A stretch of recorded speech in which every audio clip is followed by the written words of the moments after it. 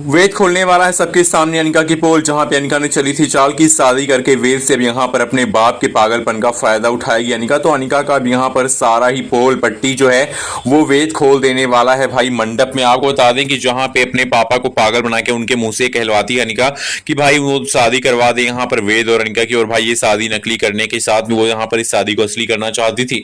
लेकिन अब सरू ने एक गजब की चाल चली। सरू ने यहाँ पर कुछ ऐसा कर दिया कि भाई जो चंद्रकांत है वो जाकर यहाँ पर अपने पापा के कपड़े पहन लेता है, और इसी सब के चलते यहाँ पर जो वॉइस रिकॉर्डर है उससे सारू सुनना चाहती है कि आखिरकार उसके दादाजी कहाँ हैं, और दादाजी को ढूंढने के लिए जिस तरह से वो यहाँ पर ये सब करती है, तो यहाँ पर अनिका के मुंह से निकल ही जाता है कि उसके दादाजी को उसने किडनैप करके रखा, उसके दादाजी के कपड़े उसके पापा निकाल दें। और चंद्रकांत जो कहता है ठीक है मैं कपड़े निकाल दूंगा, मैं नहीं पहनूंगा।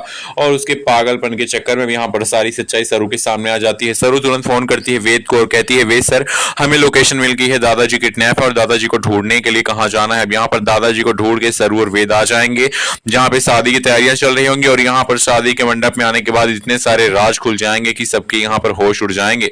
राज खुलते ही यहाँ पर वेद बताएगा कि ये देखो ये सब क्या हो रहा है, ये अनिका जो है चाल चल के हमारे पीछे कितने सारे यहाँ पर कांड कर रही है, इसने अपने पापा को खुद पागल बना के रखा है।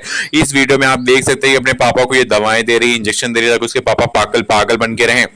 और इसने अपने पापा को पागल इसलिए बनाया क्योंकि इसके पापा को इसके दादा साहब को सच्चाई पता चल गई थी, और सच्चाई अगर सामने आ जाती तो अनिका जो है वो जेल चली जाती। इसलिए इसने इतना बड़ा कांड किया, और ये सुनने के बाद सबके ही होश उड़ जाते। सब लोग कहते हैं कि अनिका ने जो किया इसकी यहाँ पर अब इस बार उसको बचाने की कोई गुंजाइश नहीं। उर्मिला कहती है कि मैं खुद तुझे जेल भेजूंगी क्योंकि तूने अपने पापा का एक्सीडेंट कर दिया और तूने अपने पापा को ये नशीली दवाएं देनी शुरू कर दी। मैं मानती हूँ तुझे वेद पसंद है, वेद को पाना, लेकिन वेद को पाने के लिए तो इतना ज्यादा गिर जाएगी तुम मेरे पति चंदू जी को ही यहाँ पर ऐसी हालत में कर देगी। अब इसलिए तुझे जेल जाना पड़ेगा, और तू जा जेल। थोड़े दिन जब जेल की हवा खाएगी तेरा दिमाग सही हो जाएगा और दोस्तों जेल भेज दिया जाएगा अनिका को। वेला आपको क्या लगता है कि यहाँ पर अनिका के जेल जाने के बाद कहानी में क्या बड़ा ट्विस्ट आएगा?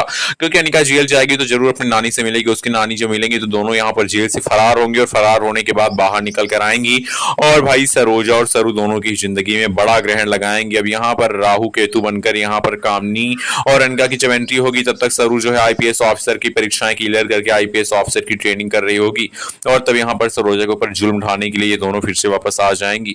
लेकिन अब जो चंद्रकांत है वो कहीं ना कहीं काफी स्ट्रांग हो जाने वाला है, उसके पागलपन की दवाएं कराने वाली है सरू ताकि उसकी जो दवाओं का ओवरडोज है वो खत्म हो जाए, और भाई जो है वो चंद्रकांत सही हो जाए, और सही होने के बाद वो अपने परिवार को संभाले और सरू और भाई वेद की शादी भी होगी। क्योंकि जब यहाँ पर तारा को पता चलेगा कि तारा को जो डोनेशन दिया था लीवर का वो किसी और ने नहीं बल्कि सरू ने दिलाया था, और यहाँ पर अनिका ने वो डोनेट नहीं किया था लीवर।